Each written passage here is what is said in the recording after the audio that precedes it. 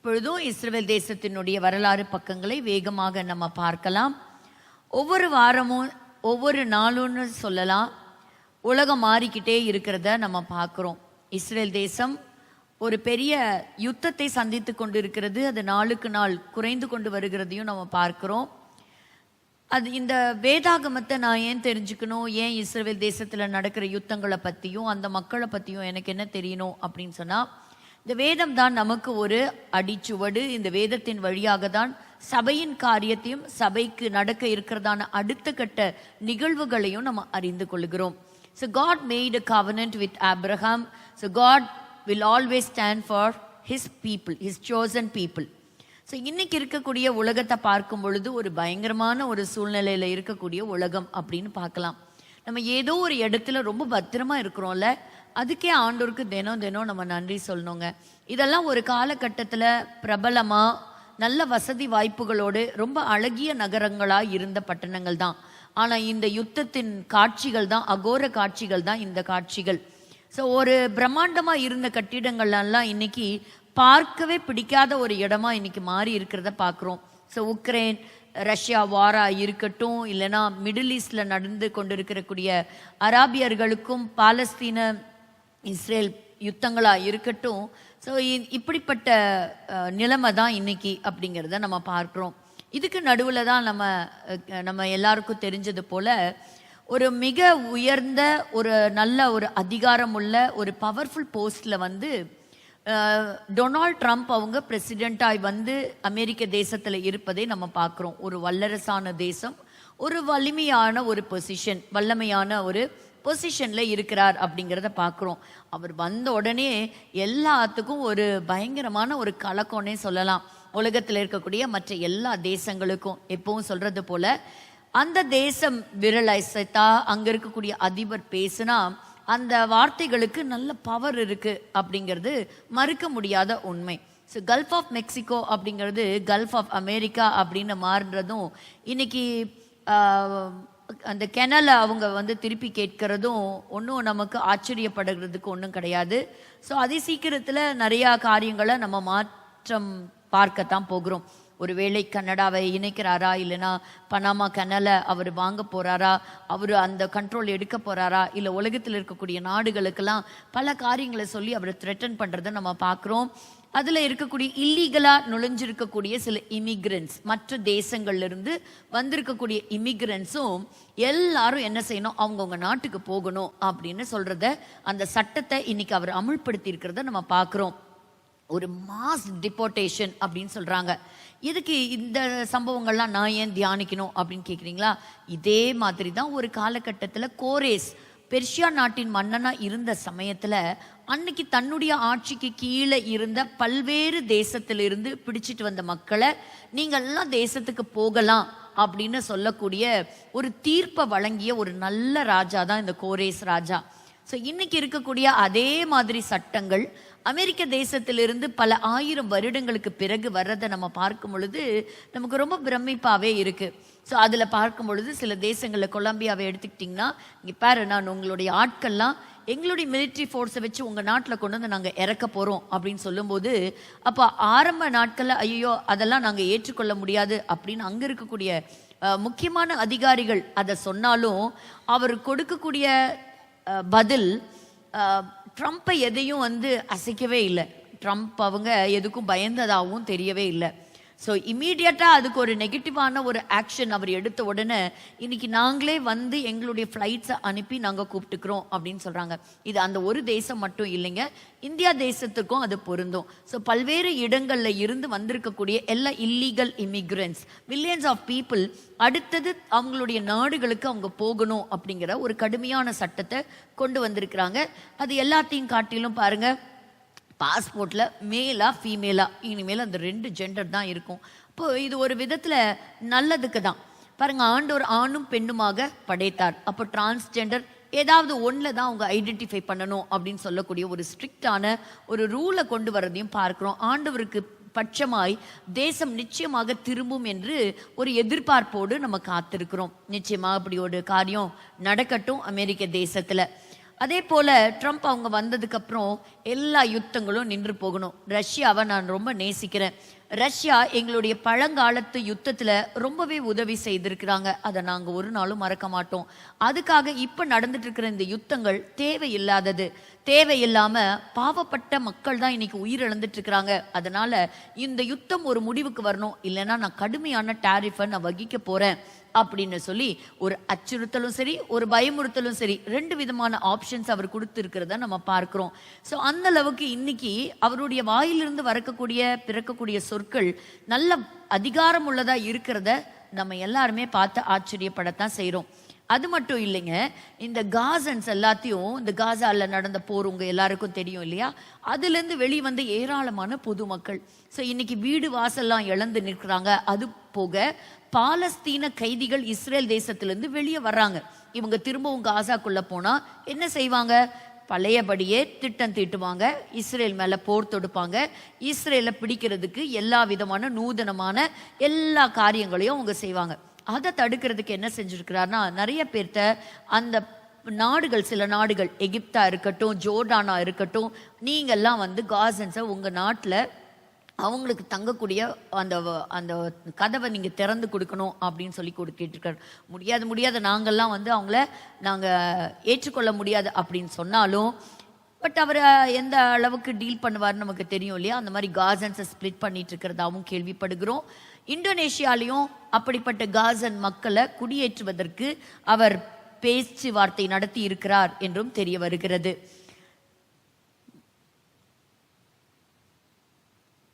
So இதுதான் அவர் ரஷ்யாவை குறித்து சொன்னது. பாருங்க, எல்லை எங்கிலும் பார்டர்ஸ். பாருங்க, ஒவ்வொரு அதிகாரத்தில் இருக்கக்கூடிய ஒரு ராஜா தன்னுடைய தேசத்தினுடைய நல்லதை தானே யோசிப்பார். அதனால அமெரிக்காவுடைய வளர்ச்சியை தான் எங்களுக்கு முக்கியம். அமெரிக்காவை மறுபடியும் வலிமையான தேசமாக கொண்டு வந்து நாங்கள் நிறுத்துவோம். அதுதான் எங்களுடைய மெயின் ஃபோக்கஸ்.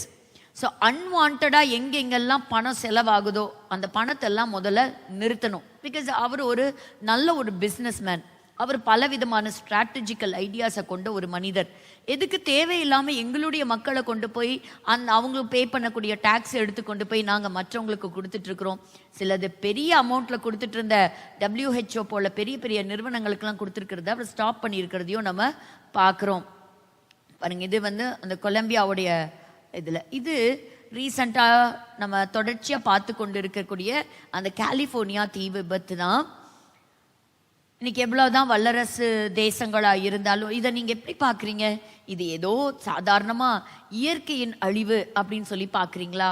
அப்படி அதை பார்க்க வேண்டாம். பூமி முழுவதும் ஆண்டவருடைய கண்ட்ரோல்ல தான் இருக்குது. பூமியின் ரூபத்தை அவர் புதிதாக்குகிற ஒரு தேவன்.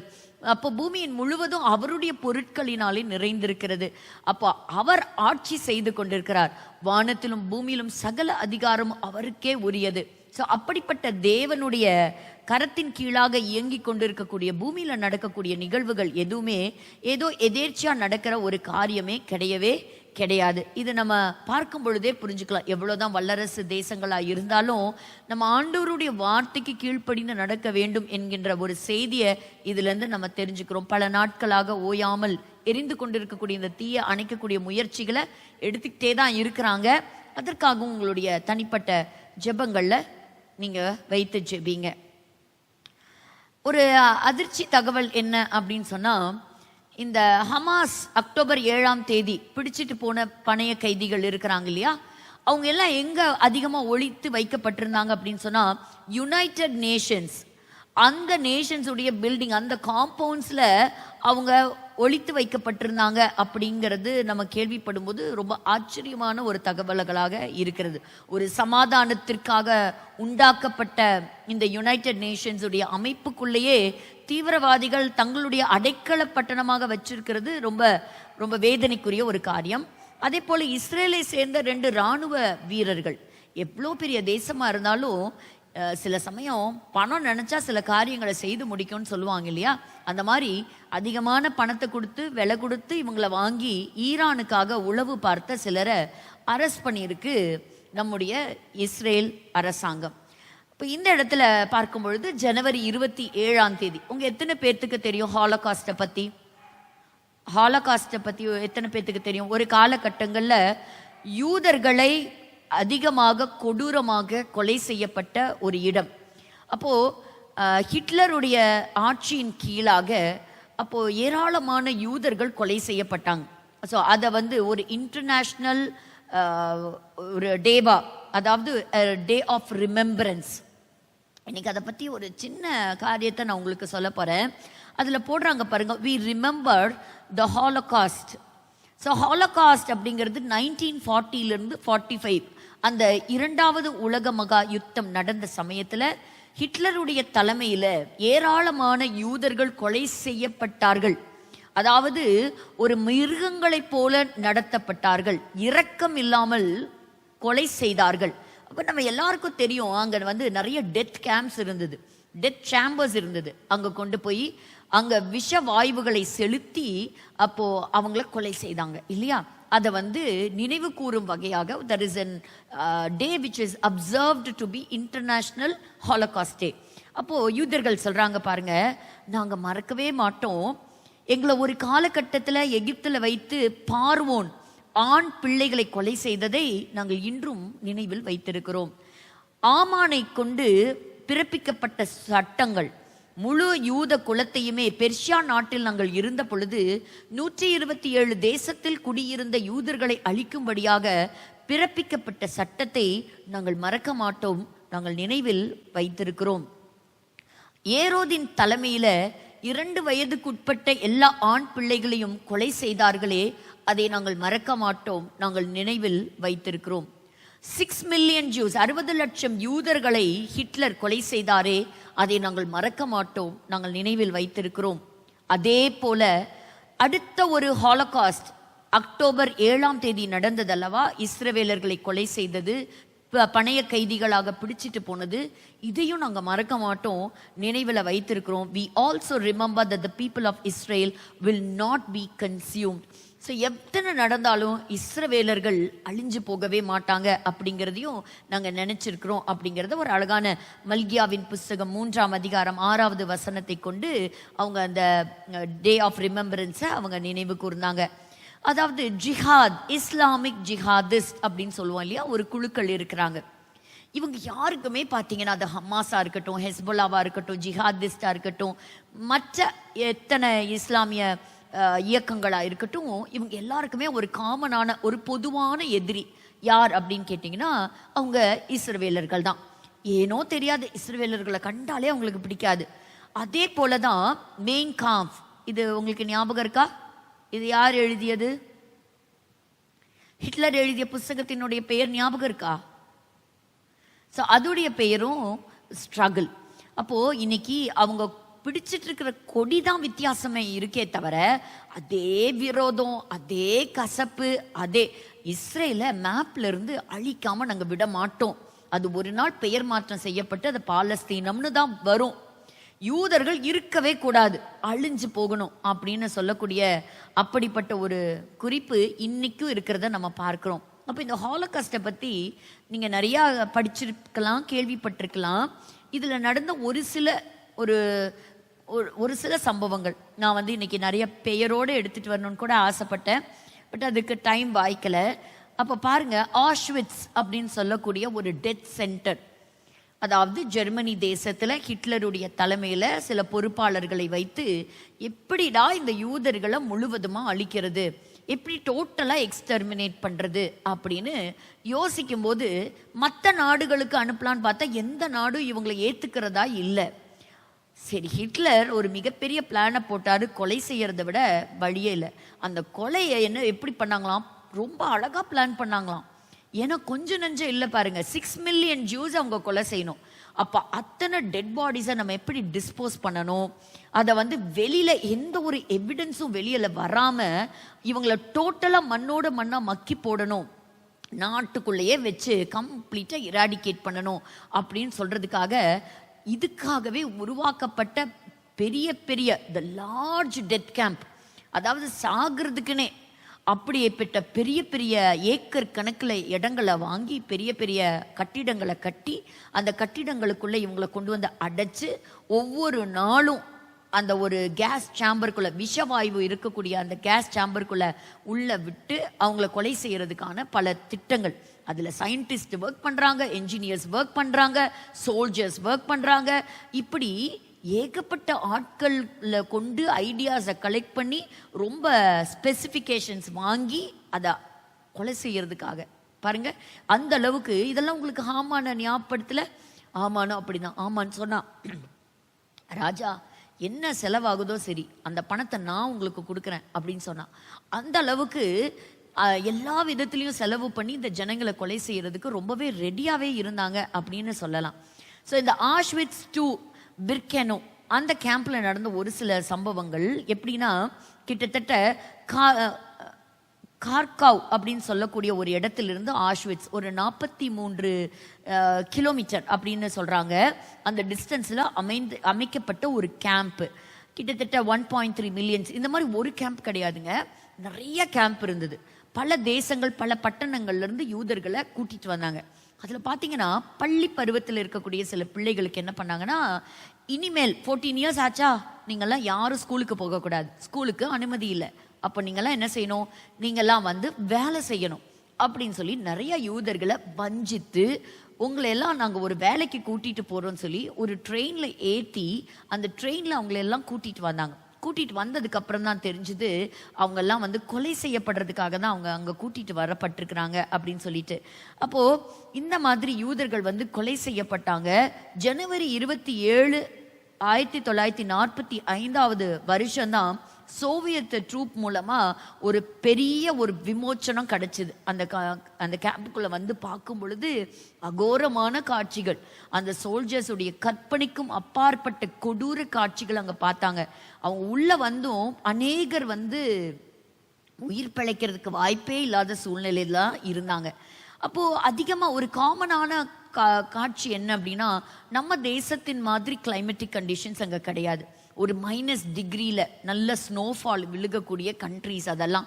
அதுவும் அந்த ஜெர்மனியெல்லாம் நீங்கள் போனீங்கன்னா, இந்த அக்டோபர் நவம்பர்லாம் நீங்கள் போகும்பொழுது அப்படி நம்மளால் ஒரு டேப்பை கூட திறக்க முடியாதுன்னு சொல்லலாம் இல்லையா? அந்த அளவுக்கு இந்த விரலெல்லாம் வந்து ரொம்பவே பல்பு மாதிரி அப்படி மாறி போகும். ஏன்னா நான் ஜெர்மனி போன சமயத்தில் எனக்கு அந்த அனுபவம் இருந்திருக்கு, எவ்வளோ ஒரு பயங்கர ஒரு குளிரான பிரதேசம் அப்படின்னு. ஸோ ஒன்று, அன்னைக்கு அந்த ஜனங்கள் இந்த குளிர் வாட்டி வதச்சுது. இன்னொன்று, பசி, அவங்களுக்கு சரியான ஆகாரம் கொடுக்கல. இன்னைக்கு நான் பேச போகிறது பெண்களை பற்றி மட்டும்தான். ஸோ ஏராளமான பெண்களை என்ன செஞ்சாங்கன்னா ட்ரெயினில் ஏற்றி கொண்டு வந்தாங்க. அந்த ட்ரெயினில் இருந்து அவங்கள இறக்கும்போது குச்சி வச்சு குத்தி அவங்கள அடித்து இறக்குனாங்க. அதுவும் இந்த ஃபஸ்ட்டு செட் வராங்க பாருங்க, அவங்கள வச்சே தான் பின்னாடி வரக்கூடிய அந்த மற்ற யூதர்களை இறக்கணும். அப்போ எப்படி இருக்கும்ல, சொந்த மக்களை ரொம்ப கடுமையாக நடத்தக்கூடிய பொறுப்பை அவங்க கையிலேயே கொடுத்தாங்க. சில ஜெர்மானிய சோல்ஜர்ஸும் அங்கே இருந்தாங்க. அதாவது இன்ஹியூமன் மெடிக்கல் எக்ஸ்பெரிமெண்ட்ஸ் அப்படின்னு சொல்றாங்க. அந்த செய்திகளை நான் வாசிக்கும் போதும் அந்த ரிப்போர்ட்ஸை நான் படிக்கும் போதும் சிலதெல்லாம் வார்த்தைகளை தாண்டி போகவே முடியாது. உங்க இருதயம் அப்படி பாரப்பட்டு உறைஞ்சு நின்று போயிடும். அதில் ஒன்று எழுதும்போது ஒரு பிரெக்னென்ட் விமனை பற்றி எழுதுறாங்க. அவங்க கர்ப்பிணியாக இருக்கும்போது ஒரு பிணை கைதியாக அவங்க போயிடுறாங்க. அங்கே போனதுக்கப்புறம் அவங்களுக்கு அங்கே குழந்தை பிறக்குது. குழந்தை பிறந்து அந்த குழந்தைக்கு ஃபீட் பண்ணக்கூடாது அப்படின்னு சொல்லிட்டு அவங்களுடைய 2 மார்பகங்களையும் இருக்க கட்டிட்டாங்களாம். கட்டிட்டு இந்த குழந்தைக்கு பாலே நீ கொடுக்கக்கூடாது. அப்போ அது அங்கே என்ன எக்ஸ்பெரிமெண்ட்டு, ஒரு குழந்தை பிறந்ததுக்கு அப்புறம் ஒரு பால் குடிக்காம அதால எத்தனை நாள் உயிர் வாழ முடியும் அப்படிங்கிற எக்ஸ்பெரிமெண்ட்டை நடத்தினாங்க. அப்படி அந்த எக்ஸ்பெரிமெண்ட் நடத்தி அந்த தாய் என்ன செஞ்சாலாம், கிடைக்கிற அந்த ரொட்டி துண்டை தண்ணியில் நினச்சி பிழிஞ்சு கொஞ்சம்லாம் கொடுத்தாலும் நாளுக்கு நாள் அந்த குழந்தை பலவீனமாகி பசியில துடிச்சுக்கிட்டு இருந்ததாம், உயிரும் போகாம. அப்போ ஒரு டாக்டர் சொன்னாராம், பேசாம இந்த கொடுமையை நீ பார்க்கறதுக்கு நீ கொலை செஞ்சிடுவோம் பிள்ளைய அப்படின்னு. இப்படி எத்தனையோ அங்க இருக்கக்கூடிய நல்லா ஆரோக்கியமா இருக்கிறவங்களை கொண்டு வந்து அவங்களுக்குள்ள அந்த சில வைரஸ் கிருமிகளை ஏற்றி அந்த பலவீனத்துல அவங்க எப்படி பிஹேவ் பண்ணுவாங்க அப்படின்னு லைவ் எக்ஸ்பெரிமெண்ட்ஸ். நம்ம என்ன செய்வோம், ஒரு எலி மேலே, ஒரு பூனை மேலே, இல்லைனா வந்து ஒரு மங்கீஸ் மேலே, அது மாதிரி தான் வந்து மனுஷங்க மேலே ஒரு மருந்தை கொடுத்து டெஸ்ட் பண்ணுறதுக்கு முன்னாடி ஒரு சின்ன சின்ன மிருகங்கள் மேலே டெஸ்ட் பண்ணி பார்ப்பாங்க. ஆனால் அன்னைக்கு இவங்க கையில் கிடைச்ச அந்த அத்தனை பணைய கைதிகளையும் ஒரு டெஸ்ட்டுக்காக எடுத்துக்கிட்டாங்களாம். அதாவது இந்த வியாதி வந்தா எத்தனை நாள் அவங்க சர்வைவ் ஆக முடியும், இந்த மெடிசின் கொடுத்தா இந்த மெடிசின் எத்தனை நாள்ல அவங்களுக்கு ஒர்க் ஆகுது. அப்படி பலர் என்ன செஞ்சாங்கன்னா அந்த கொடூரமான டெஸ்ட்டுக்கு மறித்து போனாங்க. ஒரு அனஸ்தீஷியா இல்லாம அவங்களுக்கு சர்ஜரி பண்றது, துடிக்க அதாவது அதுவும் விசேஷமா பெண்களுக்கு பார்க்கும்போது பிரெக்னன்சியை தடுக்கிறதுக்கு என்னெல்லாம் வழிமுறைகள் உண்டு அப்படிங்கிறதெல்லாம் சர்ஜரி மூலமா ரொம்ப ஹார்டானதை உள்ள விட்டு அவங்களுடைய ஃபெலப்பியன் டியூப்ஸ் எல்லாம் நாசப்படுத்தி துடிச்சு அப்படி இருப்பான். அந்த நாட்களில் பார்த்தீங்கன்னா ரொம்ப விரும்புவாங்களாம். எதை தெரியுமா? ஐயோ இன்னைக்கு கேஸ் சாம்பருக்கு கூட்டிட்டு போற லிஸ்ட்ல மரணத்தை வாசிக்கிற லிஸ்ட்ல என் பேர் வராதா அப்படின்னு யோசிப்பாங்களாம். அந்த அளவுக்கு யார் மேல பொறாமப்பட்டாங்க அப்படின்னா சாக போறாங்க பார்த்தீங்களா, அவங்க மேலதான் பொறாமப்படுவாங்க. ஏன்னு கேட்டிங்கன்னா இவங்க அதுக்குள்ள போவாங்க. அதுக்கு பேர் ஒரு பாய்சனஸ் கேஸ், ஜேலான் அப்படின்னு சொல்லக்கூடிய ஒரு கெமிக்கல் பத்தி நான் ஒருவேளை ஸ்பெல்லிங் தப்பா ப்ரொனவுன்ஸ் பண்றேன்னா தெரியல. அப்போ அந்த கேஸ் என்ன செய்வாங்க, அந்த மருந்தை உள்ள இருக்கக்கூடிய அந்த இயற்கை காற்றுக்குள்ள அதை செலுத்தி கொஞ்ச நேரத்திலேயே அங்க ஒரு 2000-3000 பீப்புள் உள்ளே மறிச்சு போயிடுவாங்க. அதுக்கப்புறம் அவங்கள கொண்டு வெளியே எடுத்து அவங்க கிட்ட தங்கப்பல் இருக்கா, அவங்களுடைய முடியெல்லாம் எடுத்து சிரசேஜம் செஞ்சு அவங்கள எரிச்சு அந்த போன்ஸ் எல்லாம் க்ரஷ் பண்ற எல்லா வேலையுமே சக யூதர்கள் தான் செய்யணும். அப்படி அந்த யூதர்கள் இப்படி கொடூரமா செய்யப்பட்டாங்க. அதாவது பிசிக்கல் எக்ஸ்பெரிமெண்ட்ஸ் அத்தனையும் அவங்க மேலதான். பாருங்க, ஸ்டெரிலைசேஷன் ப்ரோக்ராமா இருக்கட்டும், அன்எத்திக்கல் எக்ஸ்பெரிமெண்ட்ஸ், ஒரு மிருகத்து மேல கூட இந்த டெஸ்ட்டை பண்ண மாட்டாங்க அப்படிங்கிறதெல்லாம் யூதர்கள் மேல பண்ணாங்க, யூதர்கள் பெண்கள் மேல பண்ணாங்க. அடுத்தது ரொம்ப ஒரு கொடூரமான காட்சி என்ன அப்படின்னு சொன்னா, சரியான ஃபுட்டு கிடையாது, நல்ல ப்ராப்பரான ஒரு சானிடேஷன் ஃபெசிலிட்டி கிடையாது, டாய்லெட் ஃபெசிலிட்டி கிடையாது, ஏராளமான டிசீஸ் பரவுச்சு. வியாதிகள் மத்தியில் இருந்தாங்க, அதெல்லாம் அவங்க கண்டுக்கல. இந்த மாதிரி இருந்தா வியாதி பரவுமா, அப்ப இந்த வியாதிக்கு எப்படி தடுக்கலாம், எப்படியெல்லாம் டோட்டலாவே யூதர்களை எக்ஸ்பெரிமெண்ட்டுக்குன்னே வச்சுட்டாங்க. அந்த காட்சிகளை உங்க கண்களுக்கு முன்பாக யோசிச்சு பாருங்களேன். அடி வாங்கினாங்க, பசி பட்டினியில குடும்பத்தை விட்டு பிரிஞ்சாங்க, எல்லாத்தையும் பிரிச்சாங்க. அந்த ட்ரெயின்ல இருந்து அவங்க இறங்கும் போதே 2 ரோவா பிரியணும், ஒன்று ஆண்கள் ஒன்று பெண்கள். பிள்ளைகள் தனியா பிரிக்கப்படுவாங்க. எப்படி ஒரு நிமிஷம் கண்களுக்கு முன்பாங்குவாங்க. அப்படி ஒரு நெஜத்துல ஒரு சினிமால கூட இந்த காட்சிகளை நம்ம எடுத்திருப்பாங்களான்னு நமக்கு தெரியாது. ஆனா இதெல்லாம் நெஜத்துல நடந்த தேவ ஜனங்களுக்கு, ஆபிரகாமுடைய சந்ததிக்கு நடந்த ஒரு உண்மையான சம்பவம். அடுத்தது பாருங்க, ஒரு ஃபோர்ஸ்டு லேபர், கடினமான வேலை மட்டும் இல்லை, ஃபோர்ஸ்டு ப்ராஸ்டிடியூஷன். ஸோ அந்த காலத்தில் பெண்களை ப்ராஸ்டிடியூஷனுக்குன்னு பயன்படுத்தினாங்க. ஒரு நாளைக்கு குறைந்தது 6 ஆண்கள் கிட்ட போகணுமா. பெண்கள் மணி அடிச்சா ஓடி வரணுமா. லார்ட் சிஸ்டத்தில் யூஸ் பண்ணாங்க. அங்க இருக்கக்கூடிய கைதிகளுக்கு பெண்களை இலவசமா கொடுத்தாங்க. அந்த கைதிகளுக்கு அதிக வேலை கொடுத்தாங்க. அந்த வேலைக்கு உனக்கு இலவசமா யூத பெண்களை நீ எடுக்கலாம். அப்படி பெண்கள் அந்த நாட்கள்ல ரொம்ப கொடூரங்களை அனுபவிச்சாங்க. ஒரு எழுத்தாளர் அவர் எழுதும்போது சொல்றாரு, அங்க ஆஷ்விட்ஸ்ல நடந்த காட்சிகள் சம்பவங்களை எழுதுறதுக்கு பேப்பரும் பத்தாது, இங்கும் பத்தாது அப்படின்னு சொல்லி. இப்போ நீங்க யோசிச்சு பாருங்க, இந்த கொடூரங்களை எல்லாம் அனுபவித்து மறுபடியும் அக்டோபர் 7 இதே போல ஒரு ஹாலோகாஸ்ட் நடந்தா இஸ்ரேல் சும்மா இருக்குமா? ஆண்டவருடைய வாக்கு தத்தத்தின்படி, தீர்க்க தரிசனத்தின்படி அவங்க மறுபடியும் அதே இடத்துல அதே தேசத்துல கட்டப்பட்டு இருந்தது மட்டும் இல்லைங்க. இப்படிப்பட்ட மக்கள், இந்த கீழே பாருங்க, இங்க இருக்கிறதெல்லாம் எலும்பு கூடுகள்.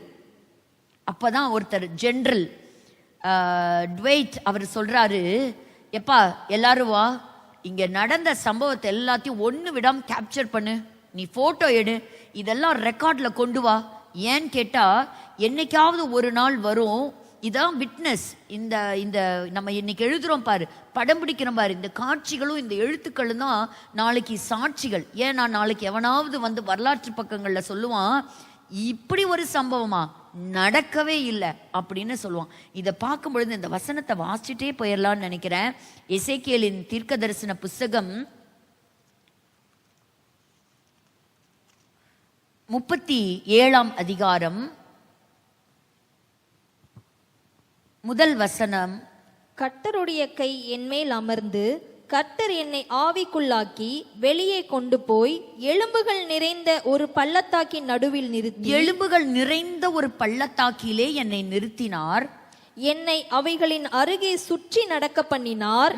இதோ பள்ளத்தாக்கின் வெட்ட வெளியிலே அந்த எலும்புகள் மகா திரளாய் கிடந்தது. அவைகள் மிகவும் உலர்ந்ததுமாயிருந்தது. அப்படிதாங்க இருந்தது. இந்த இரண்டாவது உலகப் போர் ஒரு முடிவுக்கு வரும் பொழுது அந்த கேம்புக்குள்ள உள்ள நுழைஞ்ச அந்த சோவியத் யூனியன், அந்த சோல்ஜர்ஸ், அமெரிக்கா உள்ள வந்துருச்சு, இப்படி பல தேசங்கள் உள்ள வந்து ஜெர்மன் டோட்டலாவே விழுகுது அப்படின்னு தெரியும் போது ஹிட்லர் தானாவே அவருடைய பங்கருக்கு போயிட்டார், தற்கொலை செய்யும்படியாக. இனி தப்பிக்க முடியாது, இனி ஜெர்மனி அவர் நினைச்சாரு ஜெர்மனி ஒரு காலத்துல வல்லரசா வரும், உலகத்தையே நம்ம ஆட்சி செய்ய போறோம் அப்படின்னு நினைச்சார். ஆனா போர் தீவிரம் அடையும் போது இனி ஜெர்மனி தப்பிக்காதுன்னு தெரியும் போது அவர் ஒதுங்கினார். அப்ப இந்த இடத்துல பாருங்க, அவங்க உள்ள நுழையும் போது கண்ட காட்சிகள், உயிரோட இருந்தவங்களும் எலும்பும் தோளுமா தான் இருந்தாங்க, மரிச்ச எலும்புகளும் ஒரு பக்கம் குவியலாக இருந்தது. அப்படிதாங்க இருந்தது. ஆனா கர்த்தர் சொன்னாரு, இது ஒரு நாள் என்னாகும், இதுல என்னுடைய ஆவியை ஊற்றுவேன், இது ஒரு பெரிய திரளான ஒரு சேனையாக எழும்பும் அப்படிங்கிறத இந்த அதிகாரம் முழுவதும் நம்ம வாசிக்கிறோம். அப்ப இந்த எலும்புகள் யார் அப்படின்னா 11வது வசனம் வாசிங்க.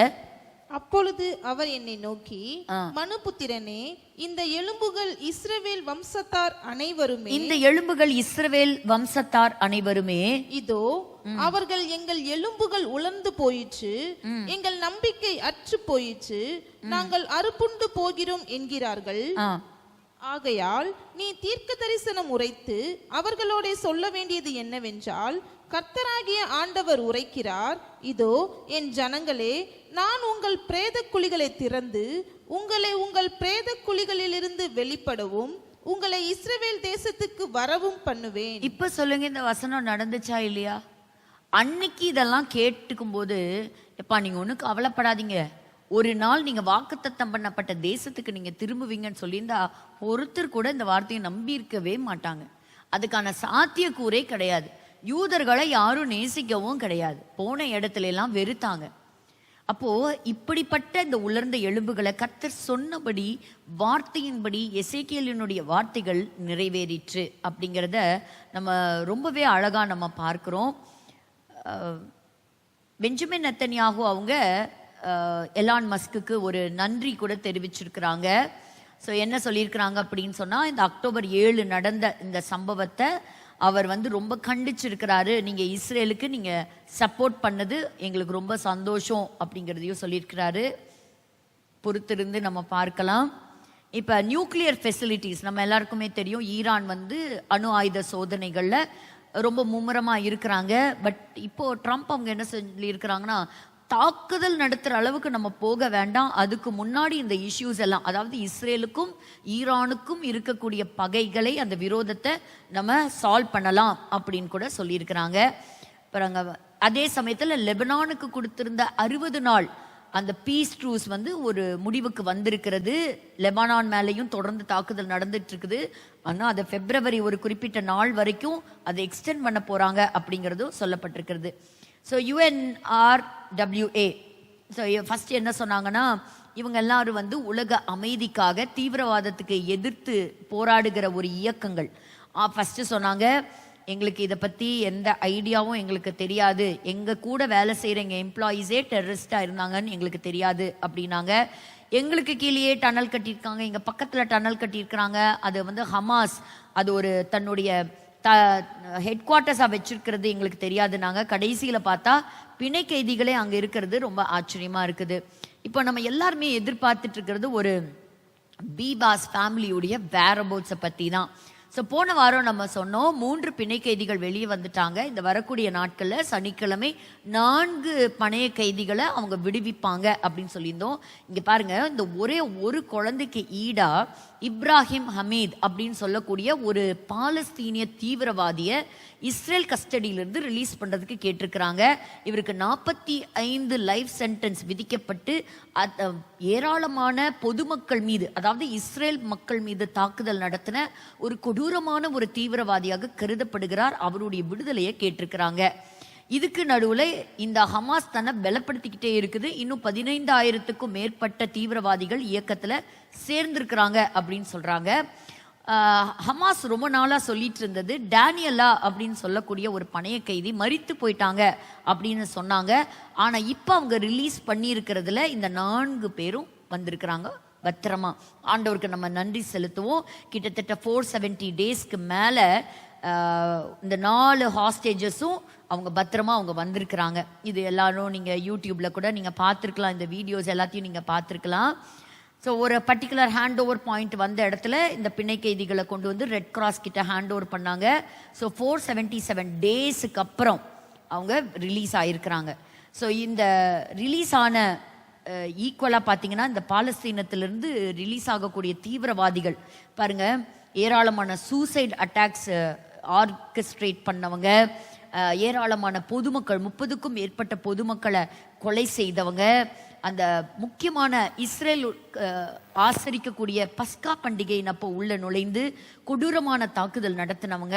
இவங்கெல்லாம் வெளியே விட்டு அவங்க திரும்பி வரமாட்டாங்கன்னு என்ன நிச்சயம்? நிச்சயமா வரதான் செய்வாங்க. அதனால தான் இஸ்ரேல் ஒரு பயங்கரமான ஒரு கண்டிஷன்ல இருந்தது.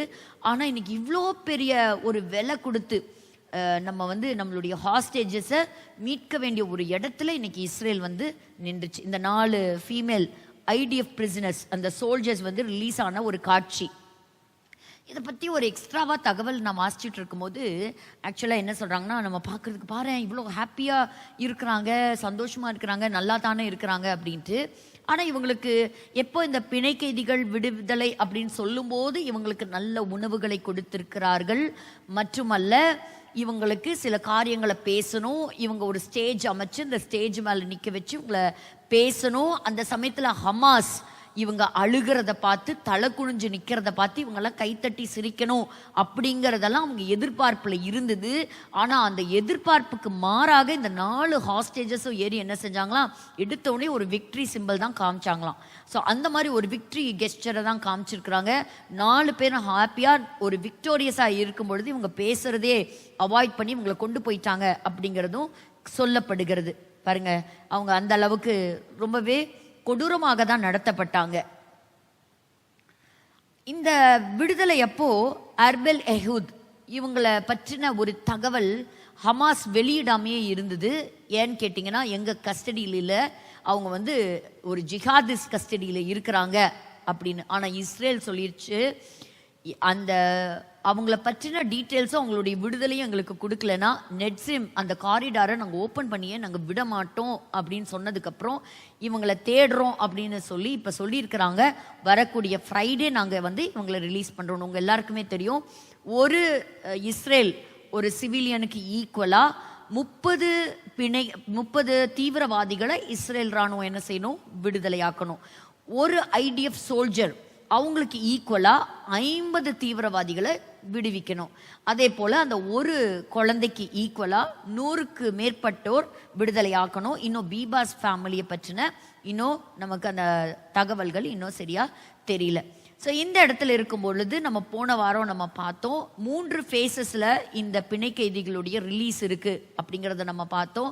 இந்த 3 ஸ்டேஜ் ரிலீஸ் ஏற்கனவே நடந்திருக்கு. எப்போ? பாபிலோன் தேசத்திலிருந்து அவங்க வெளியே வரும்பொழுது. ஸோ இதை நம்ம ஒரு சின்ன ரீகேப்காக போட்டிருக்கோம். போன வாரம் நம்ம பார்த்தோம் த ஃபர்ஸ்ட் ஃபேஸ் யாருடைய தலைமையில் நடந்தது? யாருடைய தலைமையில் ஜனங்கள் வெளியே வந்தாங்க? கோரேசுடைய நாட்கள்ல ஜெருபாபேலுடைய தலைமையில வெளியே வந்தாங்க இல்லையா?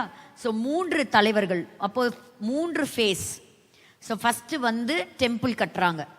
அடுத்தது அங்கே இருக்கக்கூடிய ஒரு ஸ்பிரிச்சுவல் அவேக்கனிங், அந்த லா ஆஃப் மோசஸ்க்கு திரும்புறாங்க. 3வது நெகேமியாவுடைய தலைமையில் அலங்கங்கள் கட்டப்படுகிறது. அப்போ அந்த ஃபர்ஸ்ட் ஃபேஸை பற்றி நம்ம போன வாரம் நம்ம படித்தோம். 3 விதமான கட்டங்களில் அவங்க திரும்பி வந்தாங்க அப்படின்னு சொல்லிட்டு. இதில் ஒரு இன்னொரு அடிஷ்னலாக நம்ம தெரிஞ்சுக்க வேண்டியது என்ன அப்படின்னு சொன்னால், இந்த கோரேஸ் மன்னன் எல்லாரும் நாடு திரும்பலாம் அப்படின்னு அவர் சொன்னதை நம்ம ஒரு தடவை வாசிச்சிடலாமா? எஸ்ராவின் புஸ்தகம் 1 அதிகாரம் 3வது வசனத்தை வாசிக்கலாம். அவருடைய ஜனங்கள் எல்லாரிலும் எவன் உங்களுக்குள் இருக்கிறானோ அவனோடே அவனுடைய தேவன் இருப்பாராக. அவன் யூதாவில் உள்ள எருசலேமுக்கு போய் இஸ்ரவேலின் தேவனாகிய கர்த்தருடைய ஆலயத்தை கட்டக்கடவன். எருசலேமில் வாசம் பண்ணுகிற தேவனே தேவன். இத சொன்னது யாரு? கோரேஸ். கோரேஸ்க்கு எப்படிங்க இந்த ஞானம் கிடைச்சிருக்கும்? சும்மா கெஸ் பண்ணி சொல்லுங்களேன். கோரேஸ் சொல்றாரு, எல்லாரும் அவங்கவுங்க ஜனங்கள் என்ன செய்யுங்க, எருசலேமுக்கு போங்க, போய் என்ன செய்யுங்க, தேவாலயம் கட்டுங்க, அங்க இருக்கிற தேவனே தேவன் அப்படின்னு சொல்றாரு. இந்த ஞானம் இந்த கோரேஸுக்கு எப்படி கிடைச்சிருக்க வாய்ப்புகள் இருக்கு அப்படின்னு சொல்லும்போது ஆராய்ச்சியாளர்கள் சொல்றாங்க, எபிரேய பைபிளை வைத்து பார்க்கும் பொழுது தானியேல் ஒரு வாலிபனா இருக்கும்போது பாபிலோன் தேசத்துக்கு சிறையிருப்புல போறார். அவர் 3 விதமான ராஜ்யங்களை பார்த்திருக்கிறார். அப்போ பல ராஜாக்கள் கீழே இருந்திருக்கிறார். பாபிலோன் சாம்ராஜ்யம் சரிந்து விழுந்து மேதிய பெர்ஷியா ஓங்கி வர்ற காலகட்டத்திலையும் தானியேல் இருந்தார். தானியேல் என்ன செய்யறாரு, இந்த சிறையிருப்பிலிருந்து நம்ம வெளியே போறதுக்கு எத்தனை டைம் ஆகும் அப்படிங்கிறத எரேமியாவுடைய தீர்க்க தரிசன புஸ்தகத்தை வைத்து 70 ஆண்டு காலங்கள் செல்லும் அப்படிங்கிறத படிச்ச அவரு அதே சமயத்துல ஏசாயா தீர்க்க தரிசன புஸ்தகத்தை வாசிச்சிருக்க வாய்ப்பு இருக்கா இல்லையா? வாய்ப்பு இருக்கு. ஏசாயா தீர்க்கதரிசி கோரேஸ்னு ஒரு மன்னன் பிறப்பான்னு எழுதி வச்சுட்டு போனாரா? எழுதி வச்சிருக்கிறார். அதை நம்ம எங்க படிக்க முடியும்? ஏசாயா படிக்க வேண்டாம். 44:28 வசனத்துல நம்ம வாசிக்கும் போது, அதே போல 45வது அதிகாரம் தொடர்ச்சியும், இந்த கோரேஸ் இன்னும் பிறக்கவே இல்லை, பிறக்கிறதுக்கு பல வருஷங்களுக்கு முன்னாடியே ஏசாயா தீர்க்கதரிசி மூலமா கர்த்தர் இப்படி ஒரு புறஜாதியிலிருந்து ஒரு மன்னனை நான் கொண்டு வருவேன்னு சொல்லிட்டார். பாருங்க, வேணா அதை வாசிப்போம். 28வது வசனம் வாசிங்க. கோரேசை குறித்து இது எழுதும் போது கோரேஸ் பிறந்திருந்தாரா? பிறக்கவே இல்லை. அவங்க தாய் தகப்பன் கூட பிறக்கல.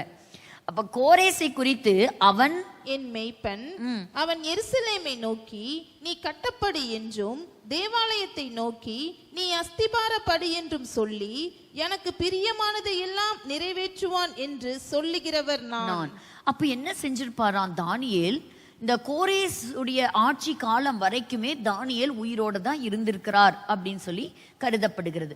அப்ப கோரேஸ் கிட்ட போய் சொல்லியிருக்க கூடும், ராஜா நீங்க பிறக்கிறதுக்கு பல 100 வருஷங்களுக்கு முன்னாடியே எங்க வழியில வந்த எங்களுடைய முன்னோர், எங்க தீர்க்கதரிசி ஏசாயா உங்க பேரை வச்சே எழுதியிருக்கிறாரு, இப்படி நீங்க வருவீங்க, தேவாலயம் கட்டுறது உங்களுடைய கையிலிருந்து சட்டமாக பிறப்பிக்கப்படும் எழுதப்பட்டிருக்கிறது அப்படிங்கிறத காண்பிச்சிருக்கலாம், ஆண்டவரை பற்றி சொல்லி இருக்கலாம், அறிவிச்சிருக்கலாம் அப்படின்னும் சொல்றாங்க. எவ்வளவு ஒரு ஆச்சரியம் இல்லை? எப்படி நாளைக்கு பிறக்க போற ஒருத்தர்கிட்ட போய் முன்னக்கூட்டியே அவங்கள பத்தின டீட்டெயில்ஸ், அந்த டேட்டாவை கலெக்ட் பண்ணி போய் சொல்றது எவ்வளவு ஒரு த்ரில்லிங்கா இருக்கும்ல. அதை வைத்து தான் இந்த மாதிரியான காரியங்களை சொல்லி இருக்கலாம் அப்படிங்கிறதையும் நம்ம அறிஞ்சுக்கிறோம். போன வாரம் பார்த்தோம், அவருடைய தலைமையில அந்த சமயத்துல தான் கர்த்தர் செருபாபேல் எழுப்புறாரு. அப்போ அவர் தலைமையில நிறைய பேர் என்ன செய்யறாங்க, பாபிலோன் தேசத்தை விட்டு எருசலேமுக்கு வந்து தேவாலயத்தை கட்டினாங்க. நிறைய டொனேஷன்ஸ் ரைஸ் பண்ணாங்க, நிறைய எதிர்ப்புகள் வந்தது, எதிர்ப்புகள்லாம் சமாளிச்சாங்க. இப்படி அவரை குறித்ததான பல அதிகாரங்களையும் நம்ம பார்க்கிறோம். கிட்டத்தட்ட 16 வருஷம் இந்த கட்டடம் நின்று போய் மறுபடியும் கட்டப்பட்டது. இப்படி எல்லாமே அவங்களுக்கு சுமூகமா அமையல. ஆனா பல முயற்சிகளை எடுத்து எருசலேமுக்கு திரும்பி வந்து அதை கட்டினாங்க. ஸோ த செகண்ட் ஃபேஸ், இன்னைக்கு அந்த செகண்ட் ஃபேஸை மட்டும் வேகமாய் பார்க்கலாம். இந்த செகண்ட் ஃபேஸ்ல எழும்பினது யார் அப்படின்னு கேட்டீங்கன்னா எஸ்ரா. வாசிக்கலாம் இவரை பற்றி. எஸ்ராவின் புஸ்தகம் 7ஆம் அதிகாரம் 6வது வசனத்தை முதல்ல நம்ம வாசிப்போம். இந்த எஸ்ரா இஸ்ரவேலின் தேவனாகிய கர்த்தர் அருளிய மோசேயின் நியாய பிரமாணத்திலே தேறின வேதபாரகனாயிருந்தான். தேறின வேத பாரகனாய் இருந்தான். அவனுடைய தேவனாகிய கர்த்தருடைய கரம் அவன் மேல் இருந்ததினால் அவன் கேட்டவைகளை எல்லாம் ராஜா அவனுக்கு கொடுத்தான். சோ இவன் வந்து ஒரு பிரீஸ்ட், நல்ல வேதத்தை அறிந்த ஒரு மனிதர். 10வது வசனம் வாசிக்கலாம். கர்த்தருடைய வேதத்தை ஆராயவும், நம்பர் 1 வேதத்தை ஆராயவும், அதின்படி செய்யவும், நம்பர் 2 அதின்படி செய்ய, இஸ்ரவேலிலே கட்டளைகளையும், எதை இஸ்ரவேலிலே கட்டளைகளையும் நீதி நியாயங்களையும், நீதி நியாயங்களையும் உபதேசிக்கவும். நம்பர் 3 உபதேசிக்கவும். எஸ்ரா தன் இருதயத்தை பக்குவப்படுத்தி இருந்தான். தன் இருதயத்தை பக்குவப்படுத்தி இருந்தான். இதுதான் the second expedition அப்படின்னு சொல்லலாம். வாக்குத்தத்தம் பண்ணப்பட்ட தேசத்திற்கு நேராக திரும்பக்கூடிய the second expedition. எல்லாமே ஒரே நாட்கள்ல நடக்கல. இன்னைக்கு எப்படி நம்ம முதல் கட்டத்துல கொஞ்சம் கொஞ்சமா அப்படி வராங்களோ அதெல்லாம் நம்ம பார்த்துட்டு இருக்கிறோமோ, இது ஒரு பெரிய அளவுல ஒரு காலத்துல நடந்தது. அதே போல மாசா என்ன செஞ்சாங்கன்னா பல தேசங்கள்ல இருந்து இஸ்ரேலுக்கு போனாங்க. ஸோ இவங்க லைஃப்ல பார்க்கும் பொழுது இந்த தீர்க்க தரிசனத்தை பல விதத்துல பல கோணத்துல ஸ்டேஜஸ்ல நம்ம ஒப்பிட்டு பார்க்க முடியும். ஸோ எஸ்ரா அப்படின்னு சொல்லக்கூடிய மனிதனுக்கு நல்ல ஒரு சாட்சி வேதாகமத்துல எழுதப்பட்டிருக்குது. அது 7:6 இருக்கலாம், 7:11, அதே போல 12வது வசனங்கள், இது எல்லாத்தையுமே நம்ம பார்க்கிறோம். வேதத்துக்கு தன்னுடைய இருதயத்தை சாய்த்த ஒரு மனிதன். ஒரு வசனம் வாசிங்க, பிரசங்கியின் புஸ்தகம் 12:13. பிரசங்கி 12:13. காரியத்தின் கடைத்தொகையை கேட்போமாக, தேவனுக்கு பயந்து அவர் கற்பனைகளை கைக்கொள், எல்லா மனுஷர் மேலும் விழுந்த கடமை இதுவே. அப்போ எஸ்ரா மேல மட்டும் விழுந்த கடமை இல்லைங்க, எல்லா மனுஷனும் என்ன செய்யணும்?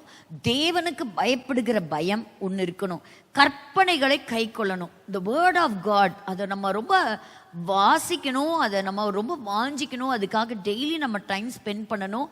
அப்படி தன்னுடைய இருதயத்தை பக்குவப்படுத்தின ஒரு மனிதர். அப்போ கற்பனை படிக்கணும், அது என்ன செய்யணும்? பிராக்டிஸ் பண்ணணும். we have to obey the word of the Lord. அப்போ அடுத்தது, எல்லா மனுஷர் மேலும் விழுந்த கடமை இதுவே.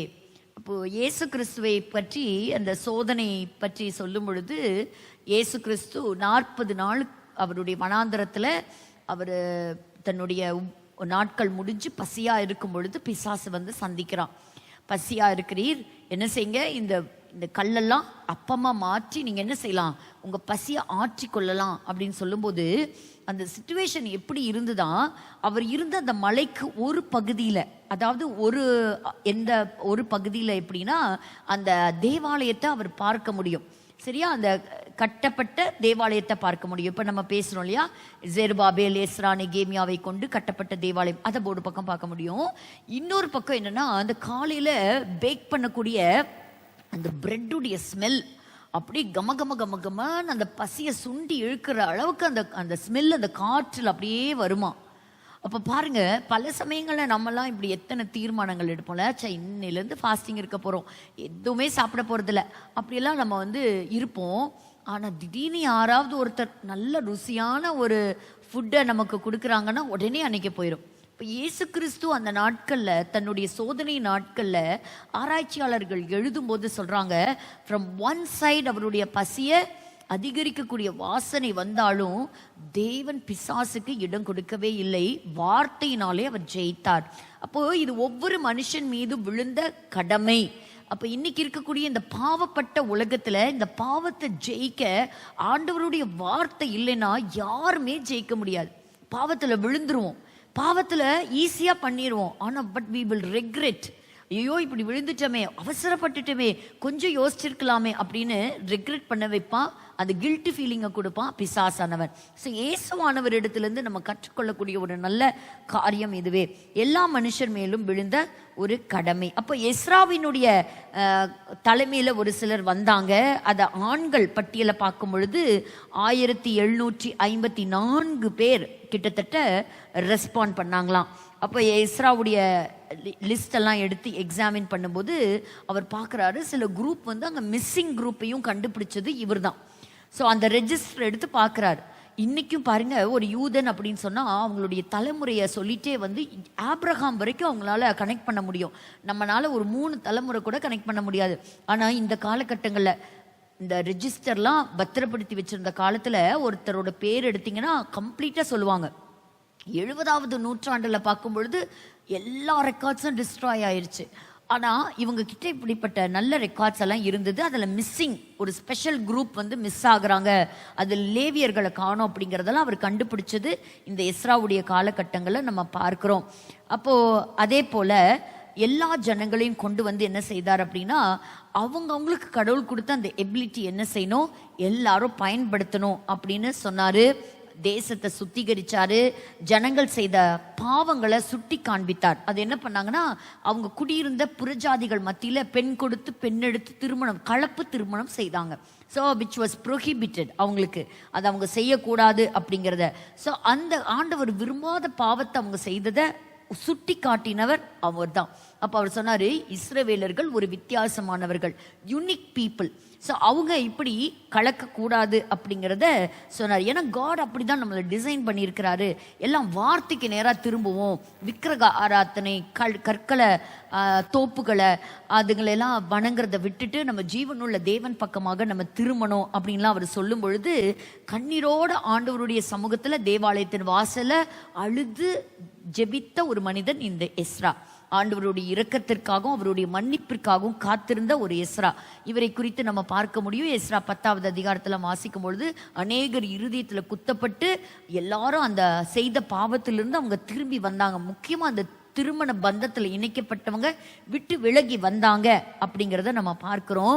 ஒரு வசனம் வாசிக்கணும், லூக்கா 12:48.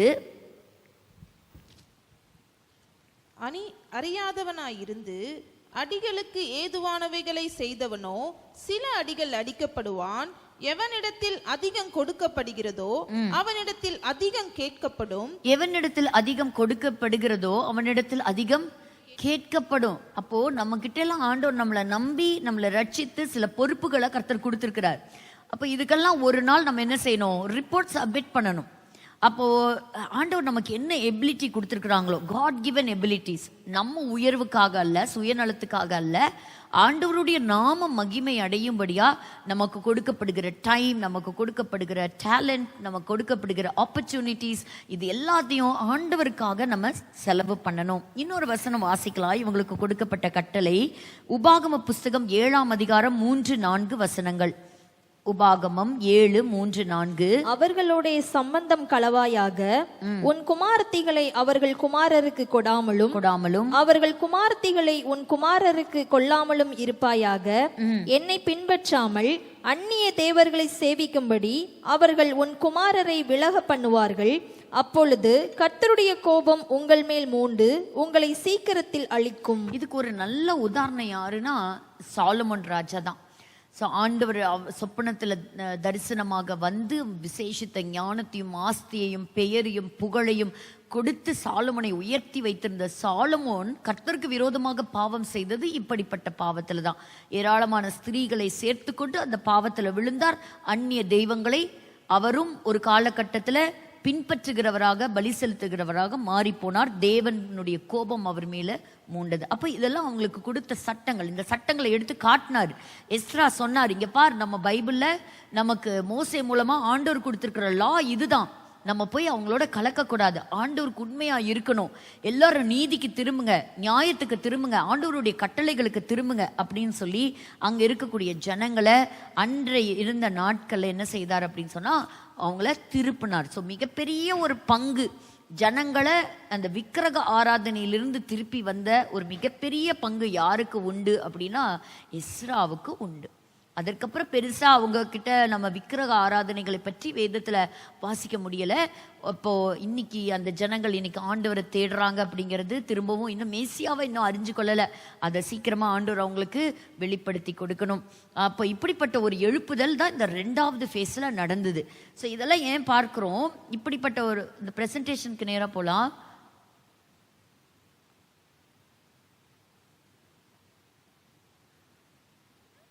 இந்த இங்கே கொஞ்சம் டிஸ்பிளே கொடுங்களேன்.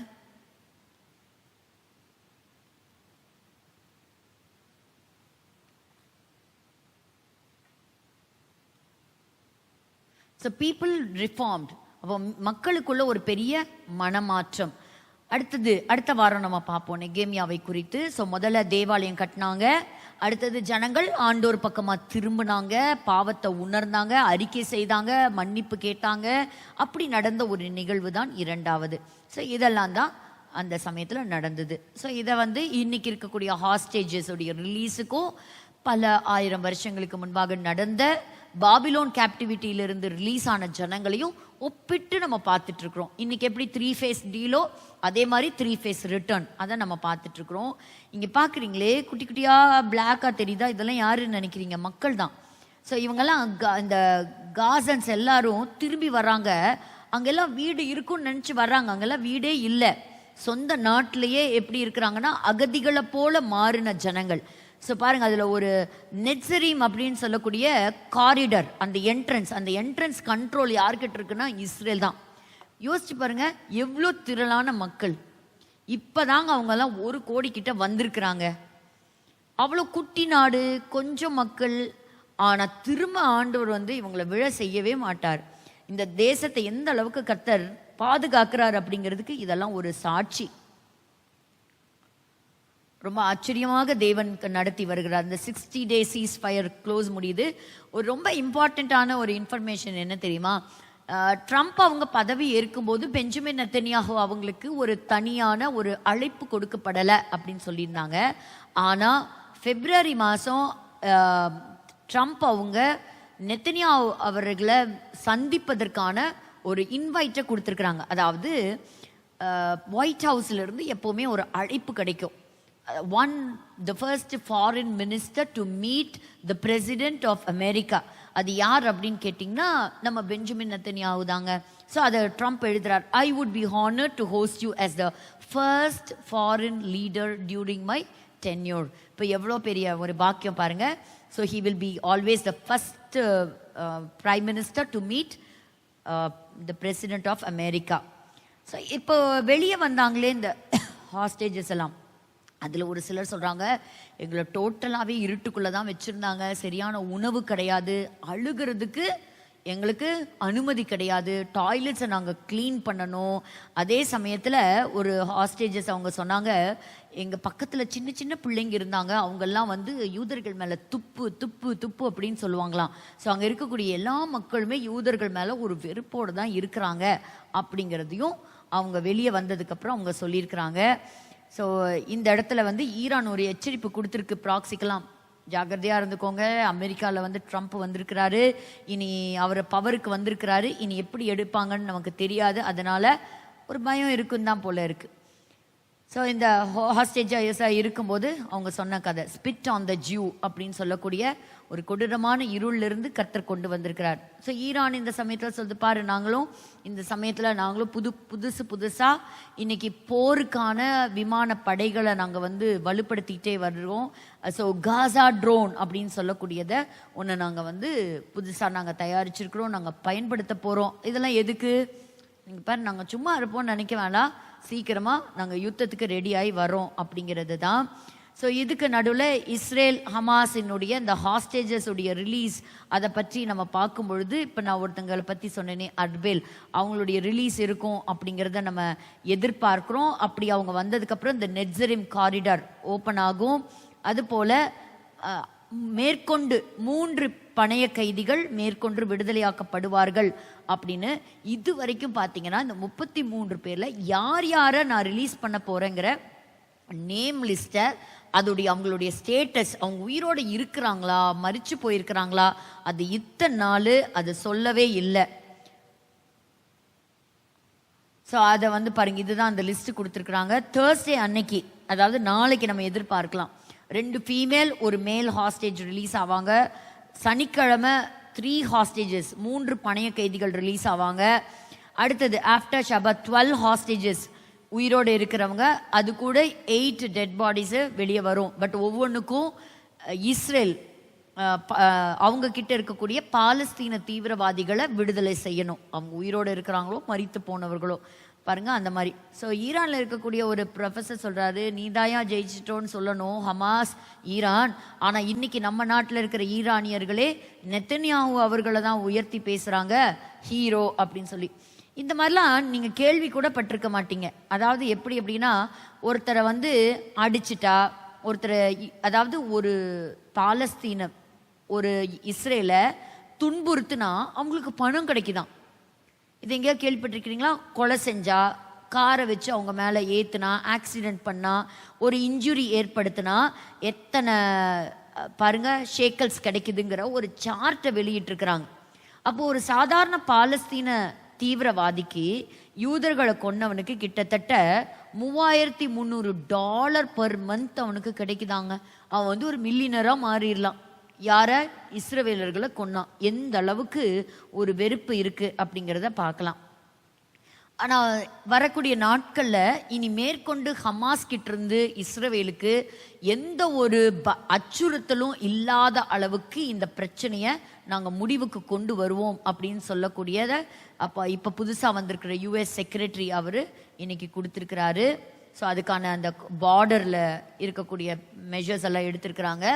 ஒரு பக்கத்தில் பார்த்தா உக்ரைனுடைய போருக்கு இஸ்ரேல் உதவி செஞ்சுருக்குது. பேட்ரியாட் அப்படின்னு சொல்லக்கூடிய இன்டர்செப்டரை அமெரிக்காவுக்கு அனுப்பி அதுக்கு ஏற்றாற் போல் அதை வடிவமைத்து அது மறுபடியும் உக்ரைனுக்கு கொடுத்துருக்கு. இந்த நியூஸ் ஏன் சொல்கிறேன் அப்படின்னு சொன்னால், ரஷ்யா உள்ள வரணும் இல்லை கோகு மாகோகு யுத்தத்தில். அப்போ இஸ்ரேலுக்கும் ரஷ்யாவுக்கும் ஒரு சம்பந்தம் அப்படின்னா, ரஷ்யாவுடைய எதிரி உக்ரைன், பட் உக்ரைனுக்கு இஸ்ரேல் ஆதரவாக இருக்குது, சப்போர்ட்டாக இருக்குது அப்படிங்கிறது ஒரு பாயிண்ட் எடுத்துக்கலாம். மவுண்ட் ஹெர்மோன்லையும் அவங்களுடைய கால் பதிப்பு வைத்து இப்போதைக்கு ஹெர்மோன் எங்களுடைய கண்ட்ரோலில் தான் இருக்கும் அப்படிங்கிறதையும் ஸ்ட்ராங்காக பதிவு பண்ணியிருக்கிறாங்க. எதெல்லாம் ஜோ பைடன் அவர்கள் ரொம்ப காலதாமதமாக இவங்களுக்கு கொடுக்க வேண்டிய இராணுவ ஆயுதங்களை கொடுக்காம வச்சுட்டு இருந்தாரோ, கிட்டத்தட்ட D9 அப்படின்னு சொல்லக்கூடிய புல்டோசர்ஸை இன்னைக்கு கொடுத்துருக்குறாங்க இஸ்ரேலுக்கு. அதுக்கு அவர் இஸ்ரேல் பிரைம் மினிஸ்டர் ரொம்ப நன்றி சொல்லியிருக்கிறாரு. ஸோ இதுலேருந்து நமக்கு தெரியுது அமெரிக்கா இஸ்ரேலுக்கு உதவியாக இருக்கும். இந்த யுத்தத்தில் நிச்சயமாக ட்ரம்ப்புடைய ஆட்சி காலத்தில் ஒரு பெரிய சப்போர்ட் இருக்கும் அப்படின்னு சொல்லி எதிர்பார்க்கப்படுகிறது.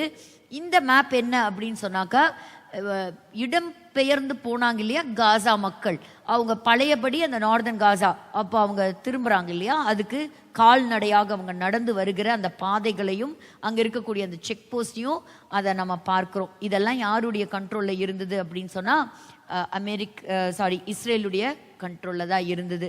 ஸோ இதுதான் இந்த வாரத்துக்கான ஒரு செய்தி. அடுத்த வாரம் வரும்பொழுது நம்ம பெஞ்சமின் நெத்தன்யாஹுவுடைய ஒரு டிஸ்கஷன் செஷன் எப்படி முடியும், என்னென்ன தீர்மானங்கள் எடுப்பாங்க அப்படிங்கிறது நமக்கு தெரியல. பட் இனி வரக்கூடிய நாட்களில் ஒரு அமைதி வரும் அப்படிங்கிறத நம்ம எதிர்பார்க்கலாம். ஸோ இந்த பிள்ளைகள் உயிரோட மீட்கப்படணும். இந்த பிள்ளைகள் உயிரோட இருக்கிறாங்களா இல்லையா ரொம்ப தெரியவே இல்லை. ஸோ எதிர்பார்ப்போடு நம்ம காத்திருக்கிறோம். நம்ம லெட் அஸ் ஆல் ப்ரே.